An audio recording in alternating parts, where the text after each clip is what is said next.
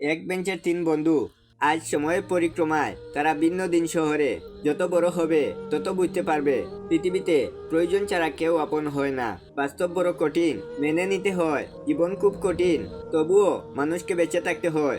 ভালোবাসা খুব কষ্টের, তবুও মানুষ ভালোবাসার পেছনে ছুটে বেড়ায়। পৃথিবী অনেক মায়ার, তবুও এই পৃথিবী ছেড়ে চলে যেতে হয়। মৃত্যু এত যন্ত্রণাদায়ক, তবুও তাকে বরণ করতে হয়। পাপ যত গোপনে করে না কেন, শাস্তি কিন্তু প্রকাশ্য পাবে।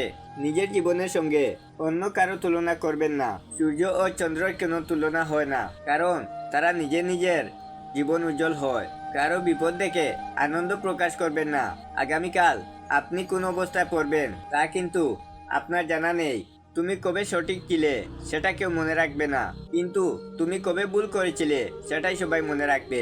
সম্পদের পরিমাণ কমিয়ে হলেও সন্তানকে সময় বাড়িয়ে দিন। একদিন আপনার সন্তানই সম্পদ হয়ে উঠবে।